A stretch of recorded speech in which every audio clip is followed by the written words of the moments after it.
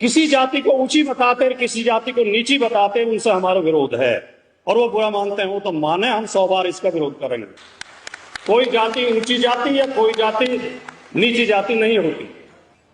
इन्होंने झूठी कहानियां गढ़ गढ़ के, प्रश्नों के काल्पनिक उत्तर दे दे के, हमने पूछा भाई बारिश कैसे होती है, बोले मैं बताता हूं। एक इंद्र देवता है, वो बादलों को आदेश देते हैं कि जाओ बारिश करके आओ।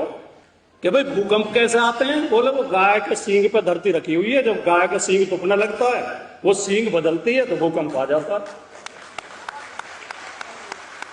और एक मूर्ख तो और भी भयंकर बात कह रहा है, एक मूर्ख जो अपने आप को जगत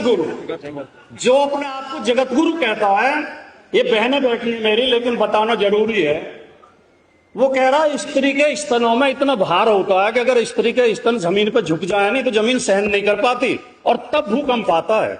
इन मूर्खों को ये तक नहीं पता चला कि गंगा कहां से निकलती है। इन्होंने इतना प्रयास नहीं किया कि गंगा के किनारे किनारे चले जाते, गंगोत्री तक जाके देख लेते भैया कहां से निकलती है। बोले जी ये ब्रह्मा के कमंडल से निकलती है, फिर शिव जी की जटाओं में आती है, और फिर शिव जी एक लट खोल देते हैं और गंगा बह जाती है।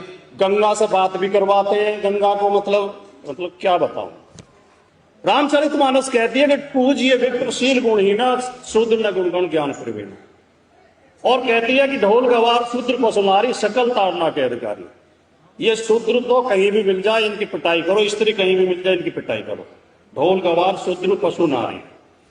और हम पैसे खर्च करके, उधार लेके, कर्जा करके, और पंडित जी के लिए खीर बना के और माइक लगा के इनके चौपाइयों को अपने घर में गवा रहे हैं, जो हमें गाली दे रही है। और मुझे कई जगह आलोचना सहनी पड़ी है।